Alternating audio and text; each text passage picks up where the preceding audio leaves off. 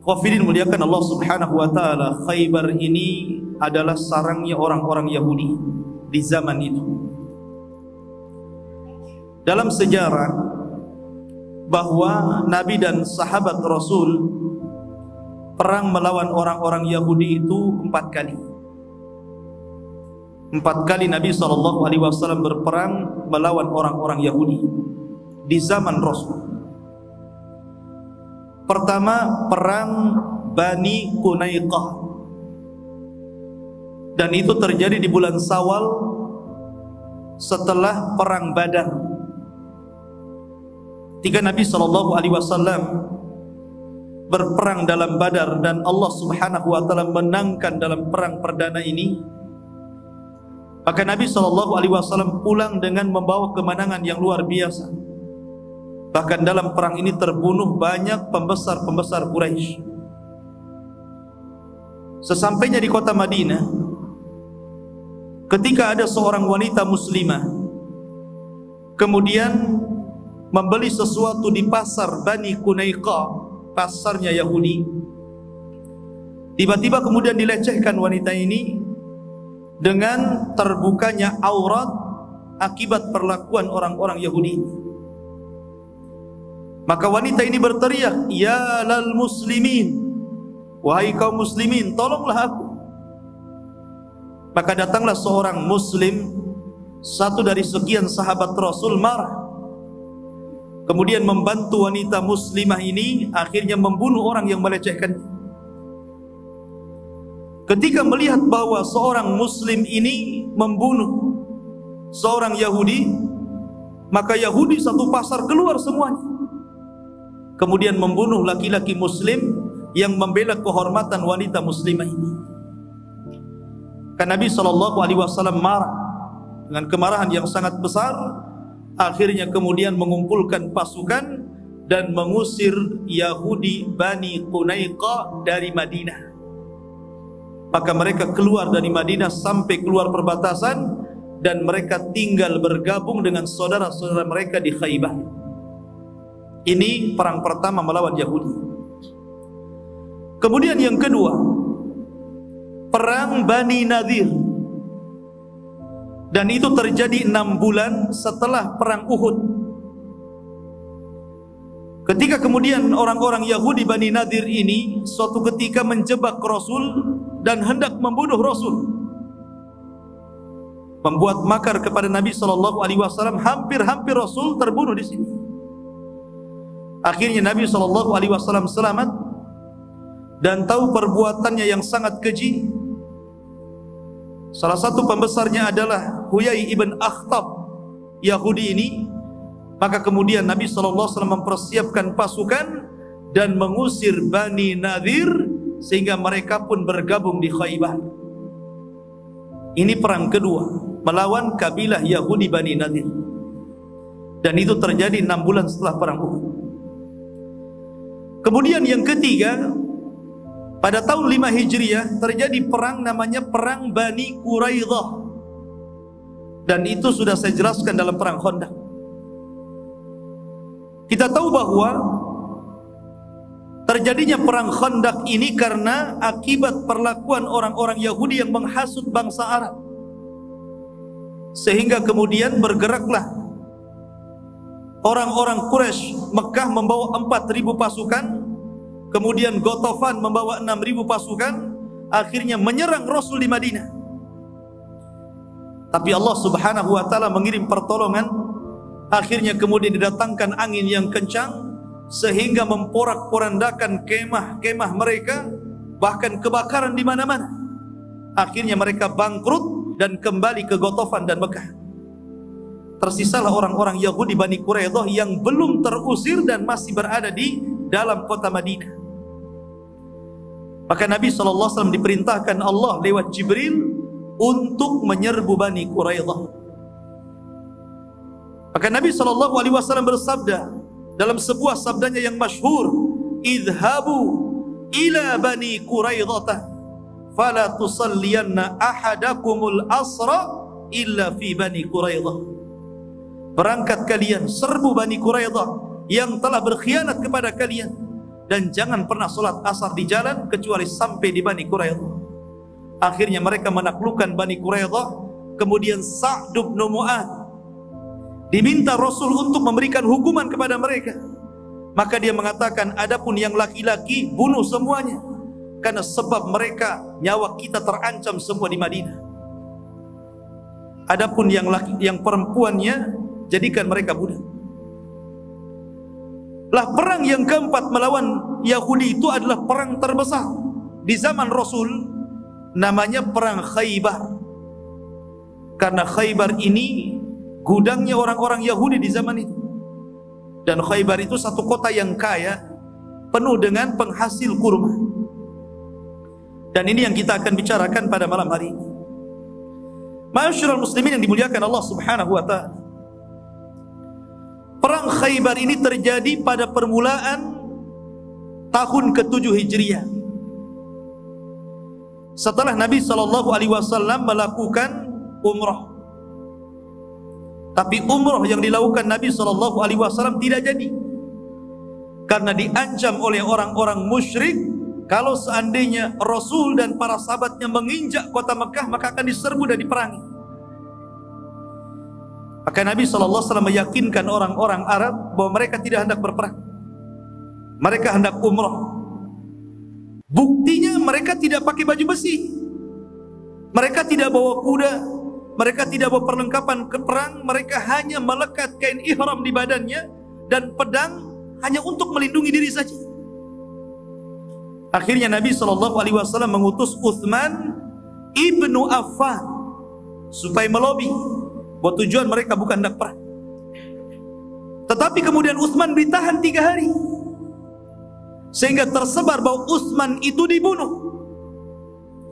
Maka Nabi SAW bergerak mengumpulkan para sahabatnya untuk melakukan pembaiatan karena mendengar bahwa Utsman dibunuh oleh orang-orang musyrik, yang disebut dalam sejarah namanya Bai'atul Ridwan.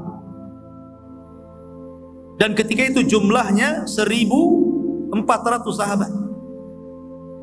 Dari sini Allah Subhanahu wa ta'ala memuji mereka, sehingga Allah Subhanahu wa ta'ala berfirman, laqad radiyallahu 'anil mu'minin idh yubayi'unaka tahta asy-syajar fa'alima ma fi qulubihim. Sungguh Allah Subhanahu wa ta'ala redha kepada orang-orang yang beriman, yang mereka berbaiat kepadamu ya Muhammad di bawah pohon, dan Allah tahu hati-hati mereka. Akhirnya kemudian Rasul mempersiapkan pasukan untuk menyerbu Mekah. Tetapi kemudian didengar bahwa Utsman tidak jadi dibunuh, dia masih hidup.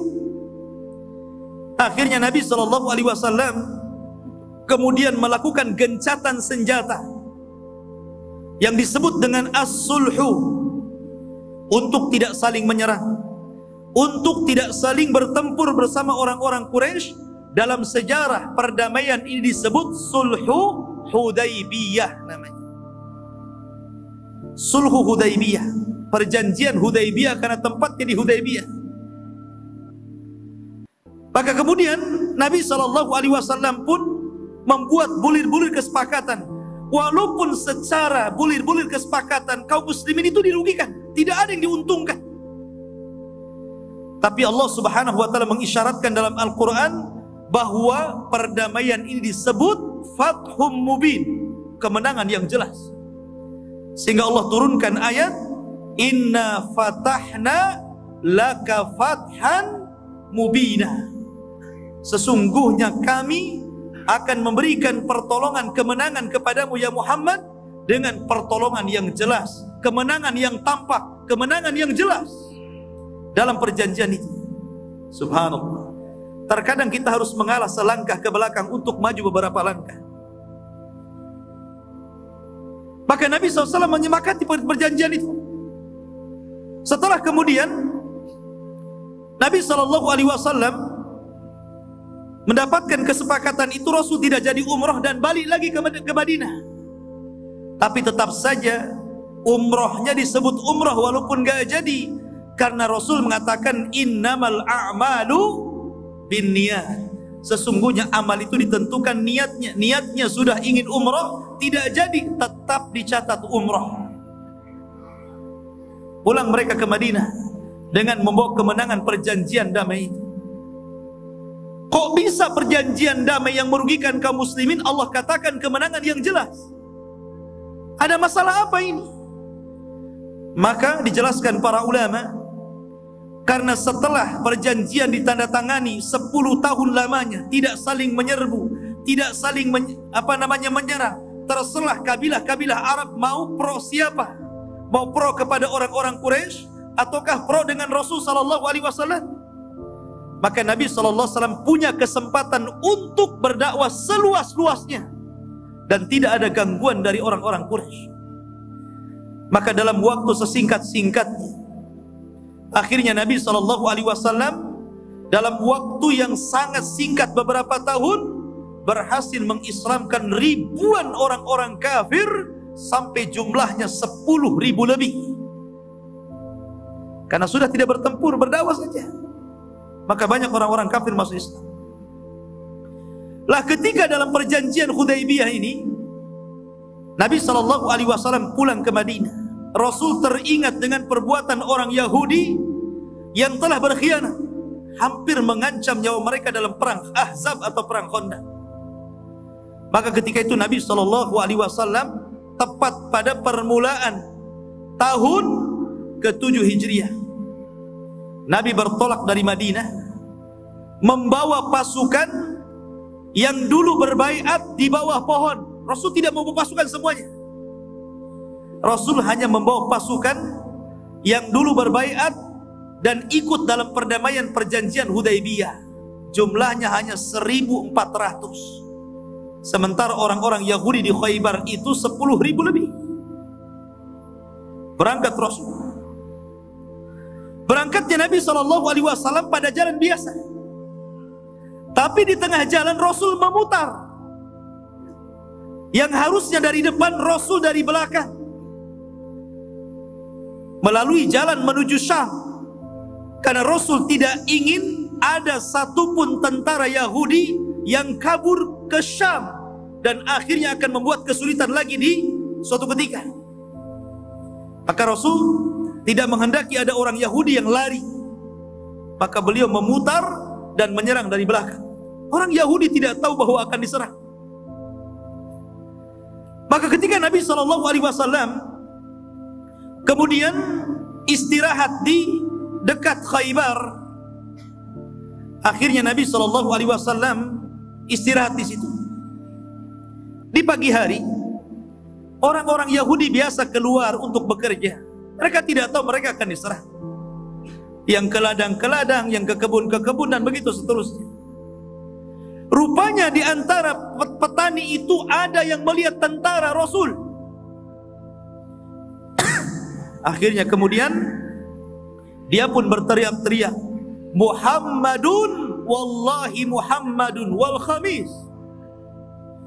Berteriak-teriak sambil lari terbirit-birit menuju benteng mereka. Mereka mengatakan Muhammad dan tentaranya sudah datang. Muhammad dan tentaranya akan memerangi kita, kita akan kalah. Maka hebohlah orang-orang Yahudi dan menutup semua gerbang. Disebutkan dalam kitab Mu'jamul Buldan, Yahudi itu suka membuat benteng, dan bentengnya ada 7. Jadi Khaybar itu dikelilingi dengan benteng, 7 benteng, sehingga tidak mudah dikalahkan karena harus merobohkan benteng itu. Akhirnya Nabi SAW mendengar teriakan itu, kemudian membalas. Apa kata Nabi SAW? Karena sahabat itu kan semangat, sehingga kemudian bertakbir terus. Akhirnya Nabi SAW kata Rasul, Innakum tad'una sami'an qariban wa huwa ma'akum. Sesungguhnya kalian berdoa kepada Zat yang maha mendengar, lagi maha dekat dengan kalian. Tidak perlu dikeraskan. Kemudian Nabi SAW mengatakan, Allahu Akbar, Allahu Akbar, kharabat Khaybar, inna idza nazalna bisahati kaumin fasa'a sabahul mungdharin. Allahu akbar. Khaybar akan runtuh.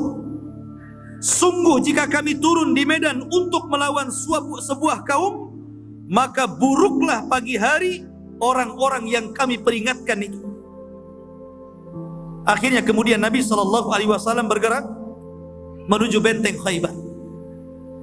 Pertama mengutus Abu Bakar Siddiq radhiyallahu anhu, tapi tidak berhasil merobohkan benteng. Kemudian mengutus Umar bin Khattab radhiyallahu an, juga tidak berhasil merobohkan benteng. Kuat bentengnya itu. Ya, zaman dulu itu kan alat-alat perangnya itu manual. Kalau zaman sekarang walaupun ada benteng kasih rudal kan begitu. Dulu macam mana ngerobohkan benteng? Susah. Tinggi bentengnya. Akhirnya kemudian setelah 15 hari pengepungan dan Nabi SAW merasakan sakit di kepalanya, tiba-tiba Nabi SAW di malam hari mengumpulkan para sahabatnya. Kemudian dia mengatakan, besok saya utus seorang laki-laki. Besok saya utus seorang laki-laki. Laki-laki ini yuhibbuhullahu wa rasuluh wa yuhibbullaha wa rasulah. Laki-laki ini dicintai Allah, dicintai Rasul, dan mencintai Allah dan Rasulnya. Di tangannya akan membawa kemenangan. Subhanallah, ini mukjizat. Mukjizat Rasul memprediksi adanya kemenangan. Maka para sahabat setelah sholat fajar, tiba-tiba mereka berdiri di sekeliling tenda Nabi SAW, berangan-angan bahwa mereka yang memegang bendera peperangan itu. Bahkan Umar ibn Khattab radhiyallahu anhu mengatakan, demi Allah, aku tidak pernah mengharap jadi pemimpin kecuali pada hari perang Khaybar. Karena Rasul SAW menyebutkan sifatnya dicintai Allah dan Rasulnya dan mencintai Allah dan Rasulnya. Kata Umar bin Khattab, demi Allah, aku tidak berkehendak jadi pemimpin kecuali dalam perang Khaybar ini. Maka kemudian Nabi SAW melihat para sahabat sudah berkumpul. Rasul bertanya, Aina Ali? Di mana Ali? Rasul cari yang enggak ada. Kemudian para sahabat mengatakan, ya Rasulullah, Ali sedang sakit kedua matanya. Ali sakit kedua matanya. Karena kita tahu bahwa banyak debu macam-macam kan gitu di padang pasir. Sehingga Ali radhiyallahu an terkena penyakit mata, tidak bisa melihat. Maka Nabi SAW memerintahkan kepada sahabat yang lain, panggil Ali. Saya ingin Ali. Maka kemudian Ali pun dipanggil, kemudian diantar menghadap Nabi SAW. Terjadi mukjizat lagi, di mana Nabi SAW kemudian meludahi kedua mata Ali radhiyallahu an dan langsung sembuh seketika. Mukjizat Rasul. Nabi SAW punya ludah, itu obat-obatannya. Antum jangan coba-coba ya. Ini hanya berlaku pada ludahnya Nabi. Kalau ludahnya antum dikasihkan kepada orang yang sakit mata, bisa buta. Jadi ini kekhususan Nabi SAW. Akhirnya kemudian Ali radhiyallahu dengan gagahnya mengambil bendera itu, kemudian membawa pasukan perang menuju benteng Khaybar. Khaybar itu terbagi dua. Ada Khaybar, karena Khaybar itu kan negeri yang luas. Ada Khaybar yang tidak mau perang. Mereka nggak mau perang, tahu kalau perang pasti kalah. Akhirnya mereka melakukan perjanjian bersama Rasul dan siap menyerah. Tetapi Nabi SAW disyaratkan jangan memerangi mereka, dan mereka siap menyerahkan separuh kekayaan Khaybar kepada Rasul. Maka Khaybar, bagian Khaybar ini tidak diperangi.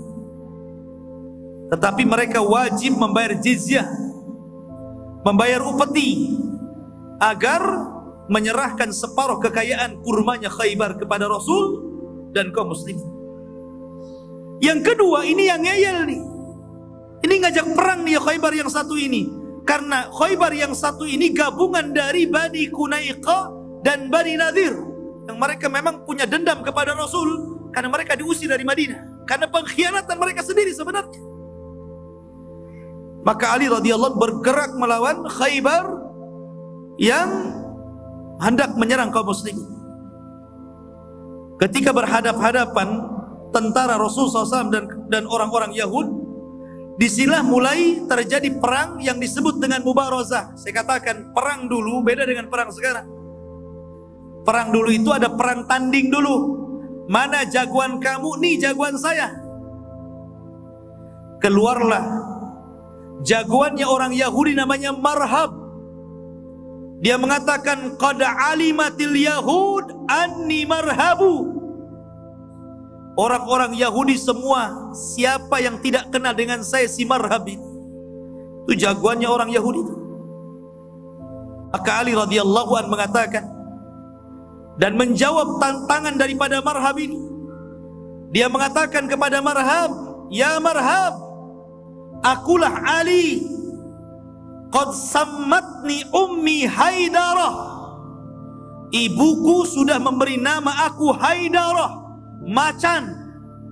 Ya, begitu boleh sombong dalam peperangan untuk merobohkan mental musuh, tapi di luar peperangan jangan sombong. Ibuku sudah ngasih aku macan. Kalaithi ghabati karihin manzarah, seperti macan hutan yang ditakuti manusia. Oh, lihat. Ali radhiyallahu jawab dia. Akhirnya sekali tebas Marhab meninggal dunia. Sekali tebas. Ya. Tidak banyak mubarazah, hanya beberapa sahabat Zubair dengan saudaranya Marhab kemudian berhasil membunuhnya juga. Ya. Karena memang tidak banyak jagoannya ketika itu. Maka ketika kemudian sudah tumbang nih jagoan-jagoan Yahudi ini, maka Nabi SAW memerintahkan Ali. Ketika itu Ali bergerak. Ali bingung. Ini saya berperang untuk ghanimah atau untuk apa ini? Maka Nabi SAW ketika itu memberikan nasihat kepada Ali sebelum masuk ke dalam benteng. Nasihat yang bagus sekali, yang menunjukkan Islam itu bukan agama terorisme, bukan agama radikalisme, bukan agama sadisme, bukan. Islam itu dinur rahmah. Kata Nabi SAW, ya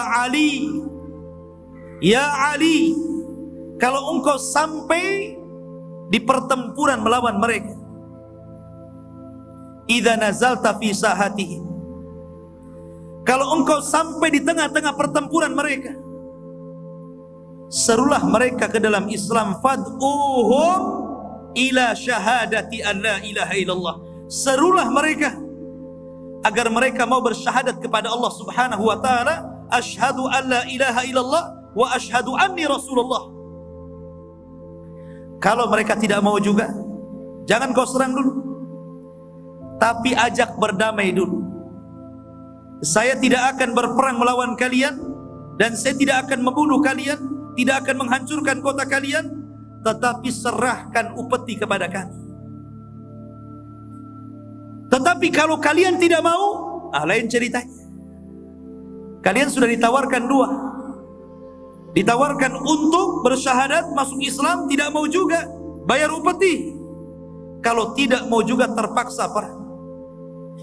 Kemudian Nabi SAW mengatakan, ya Ali, la in yahdiyakallahu rajulan wahidan bika khairun mimma tala'at alaihi syamsu wa fi riwayatin khairun laka min khumrin na'am.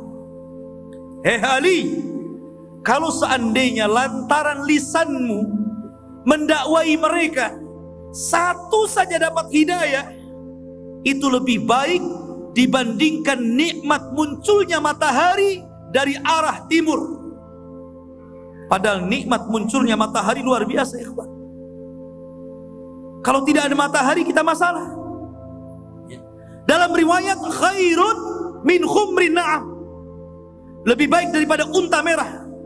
Dan unta merah itu kinayah daripada harta yang paling istimewa di zaman itu, maknanya lebih baik daripada dunia dan isinya. Subhanallah, besarnya pahala orang berdakwah. Ini menunjukkan besarnya pahala orang berdakwah.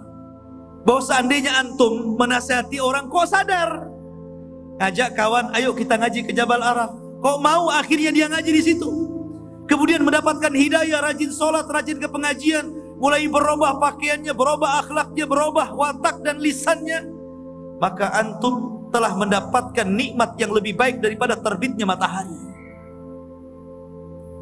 Dakwah ikhwan, balighu anni walau ayat, sampaikan dakwah Nabi SAW walaupun ada tantangan dan rintangan. Akhirnya kemudian mereka tidak mau, maka Ali radhiyallahu anhu kemudian menyerbu mereka dan berhasil menaklukkan Khaybar dengan waktu yang sesingkat-singkatnya. Dan ketika itu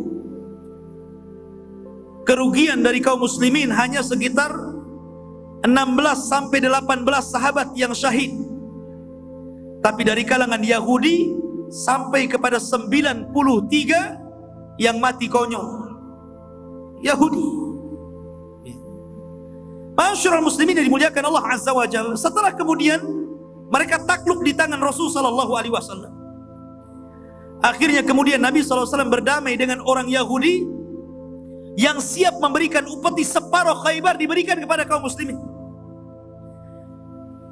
Dari situlah mereka akhirnya memberikan jamuan kepada Nabi sallallahu alaihi wasallam. Datang seorang wanita Yahudi namanya Zainab bintul Harith, menyediakan paha kambing, dan itu adalah kesenangan Nabi. Nabi itu suka makan paha kambing.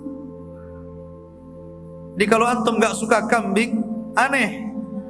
Nabi loh kesukaannya paha kambing, bukan paha ayam, paha kambing. Ketika itu Nabi SAW karena takjub, ya Nabi itu kan husnudzon saja.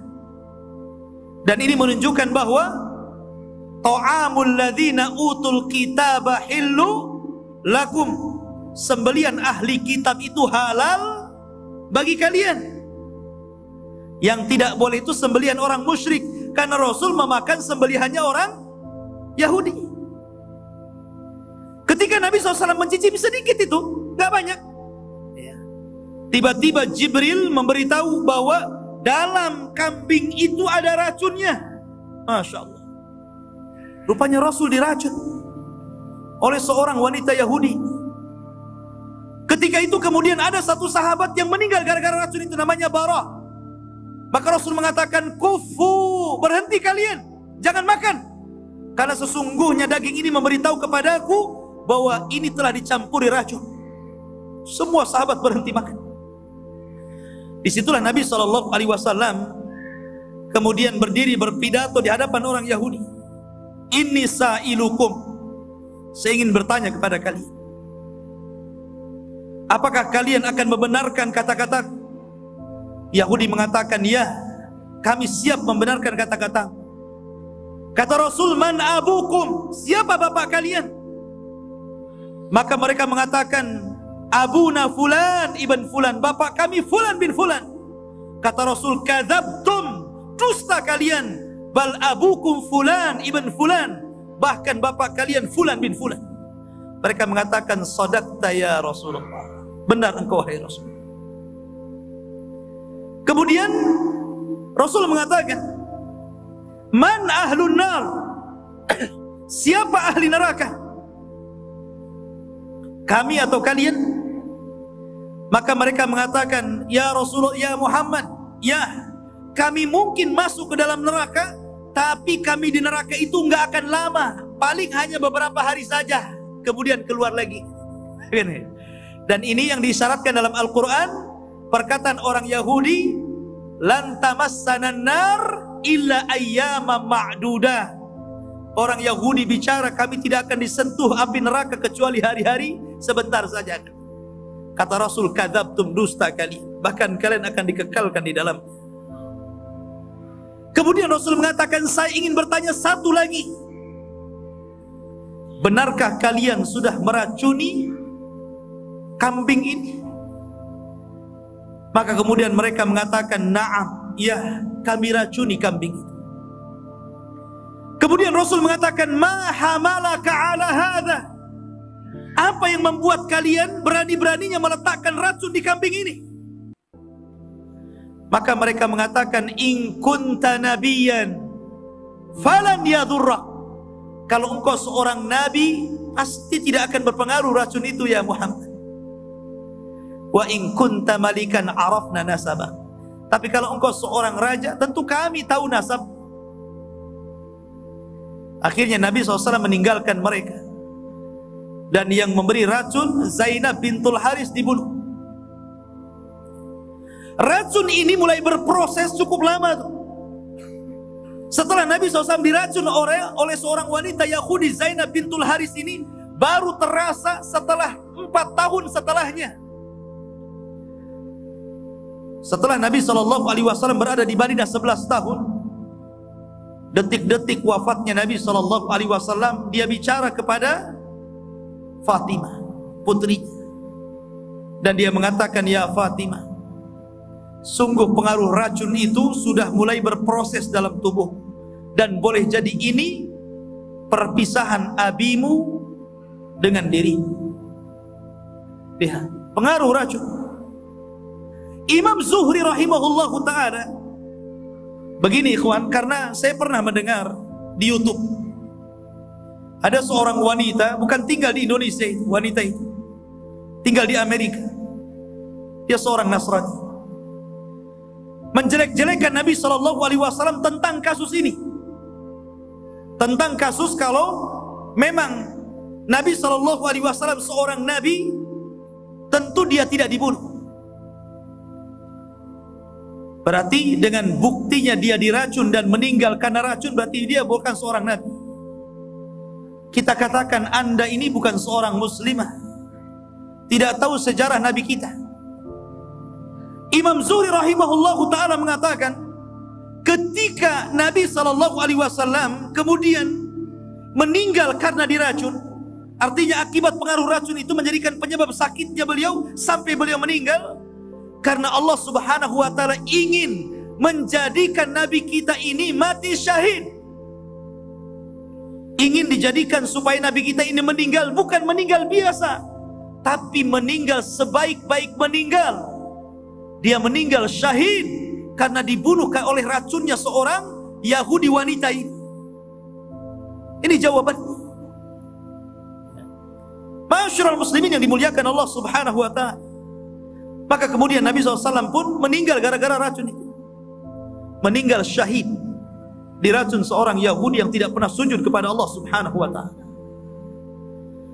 Masyarul muslimin, maka kemudian Nabi SAW setelah melakukan perdamaian, kemudian berhasil menaklukkan Khaybar, maka Rasul pulang ke Madinah. Ketika itu Rasul selalu mengutus Abdullah ibn Rawahah untuk mengutip jizyahnya orang-orang Yahudi. Sampai ada kasus Abdullah ibn Rawahah ini diutus oleh Nabi SAW mengambil bagian hasil daripada jizyahnya orang-orang Yahudi. Orang Yahudi ini licik. Dia mengatakan kepada Abdullah ibn Rawahah, ya Abdullah, sudah gini saja.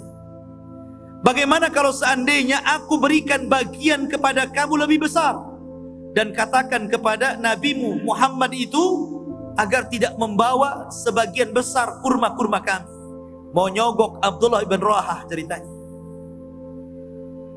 Abdullah ibn Rawahah ini seorang sahabat Rasul, ditarbiyah oleh Rasul.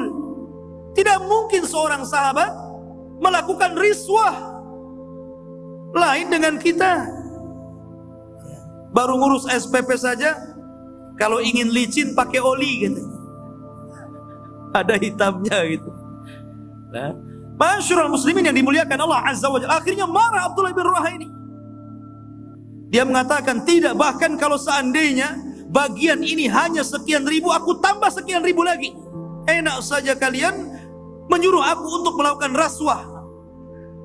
Nabi SAW bersabda, ar-rasi wal murtasi finnar. Orang yang melakukan rasuah dan yang dirasuah masuk neraka. Kan itu. La ilaha illallah, kan Allah Subhanahu wa ta'ala. Bagaimana keteguhan sahabat Rasul tidak tergiur dengan dunia, karena dia orang mencintai Nabi dan Nabi mencintai diri. Walaupun kemudian Abdullah ibn Rawaha terbunuh di perang Mu'tah,